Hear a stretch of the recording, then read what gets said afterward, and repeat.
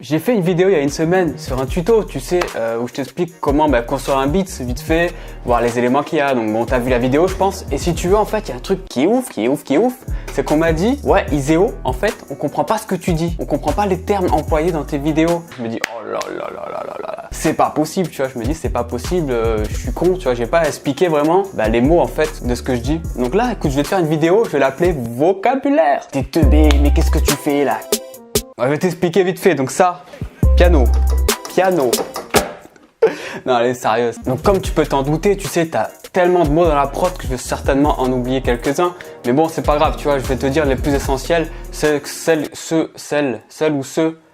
j'utilise le plus. Premier mot, l'EQ. Alors l'EQ, c'est un équalisateur en fait, c'est ce qui va te permettre de filtrer tes fréquences ou booster tes fréquences. Parce qu'il faut savoir qu'un son, en fait, c'est une onde, tout simplement, une petite onde qui va te permettre, suivant l'accélération de l'onde ou pas, qui va te donner une certaine forme de sonorité. Mais ce qu'il faut savoir, c'est que l'EQ, voilà, c'est vraiment un peu quelque chose qui va te permettre de filtrer tes fréquences. Je vais te faire des notes de piano pour te montrer. C'est une vidéo Iséo Intello, j'ai pas de lunettes. Dommage, j'ai pas de lunettes là. Ah, j'ai pas de lunettes. Je vais t'expliquer un peu ce que c'est la prod, moi, tu vas voir avec le vocabulaire. Je sors de l'école, j'ai un bac+6 en sonorité sound designer et je vais t'expliquer comment on fait, mec. Ok, c'est bon? Allez. On se cale sur le BPM qui correspond au tempo de la musique.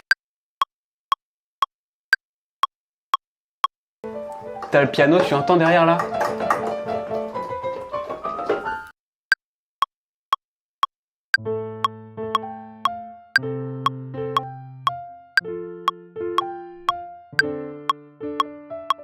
Bon voilà, on s'en fout si les notes sont mal jouées. Écoute, c'est pas grave, c'est pas le but, je vais pas te montrer. J'ai même pas calé dessus, j'ai fait ça au pif, j'ai cliqué au pif sur le piano et ça a donné ça, tu vois. Donc bref, on parlait de l'EQ. Alors l'EQ, c'est ça, regarde.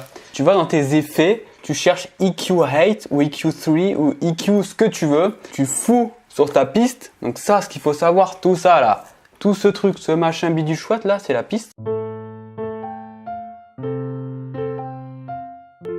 On va couper les hautes fréquences.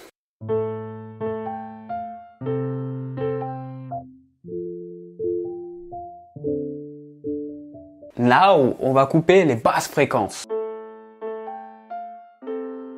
À l'époque, on connaissait pas trop les basses, tu vois, donc ça faisait un peu un son de radio. Donc écoute, je pense que tu as compris ce que c'est l'EQ. Je pense que tu as compris, hein, j'espère, parce que sinon, ça craint, tu vois. Il y a le compresseur. Qu'est-ce que c'est le compresseur? Donc là, on compresse.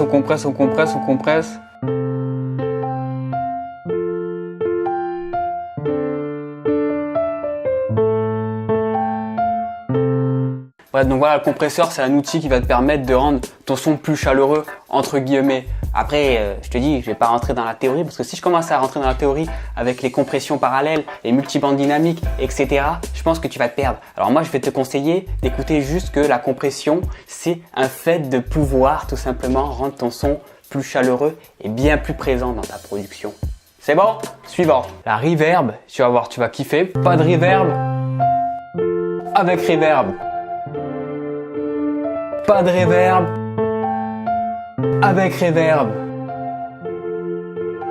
Voilà, ça c'est un effet, je pense que tu as compris et j'utilise très souvent dans mes prods. Ensuite, tu vois la distorsion. Alors, donc ouais, la distorsion, ça va te permettre de rendre un côté plus... Tu vois quand tu joues à la guitare là. Si je commence à prendre mes lunettes et à te dire bon la distorsion, allez c'est bon, allez. Il y en a, il s'appelle le driver. Donc ça cette gueule là en fait. Et si je l'applique...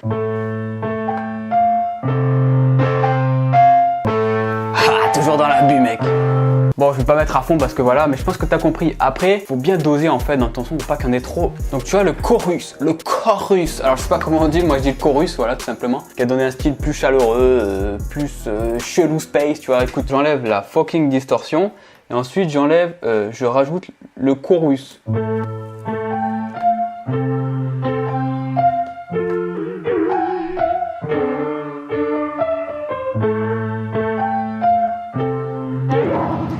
Toujours dans l'abus, mec.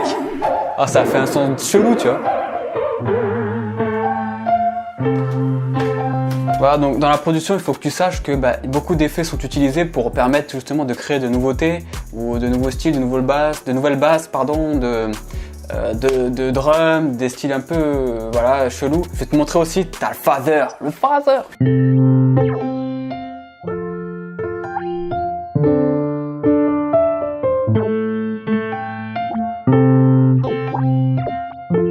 Les samples, ce sont des formats en fait déjà enregistrés, des sons déjà enregistrés, Wave ou MP3. C'est vraiment des formats auxquels voilà, tu peux bidouiller. On va se taper une loop house. Et ce qui est bien avec les samples, c'est que tu peux les moduler à ta façon, tu peux les rendre ouf. Et là, tu vois, le son que tu as ici, ben, je vais le modifier et tu vois, tu vas dire, oh, c'est plus le même. Là, tu vois, je te dis le bouton reverse, c'est pour mettre à l'envers ton sample. Tu vois. Donc, allez, qu'est-ce qu'on va faire? Je remets droit. On va prendre cette partie-là. On va la foutre ici. Je vais prendre celle-là. On va la foutre là. Je vais prendre ça. Et on va la mettre en reverse. On va la couper. Je vais modifier juste en 3, 4, 5 clics, tu vois. Et regarde le rendu que ça donne, tu vois. Donc les samples, c'est bien. Ça peut être pas mal, ça peut être bien parce que tu peux faire des coupures aussi. Tu peux faire pas mal de choses intéressantes. Donc voilà, les samples, c'est ça.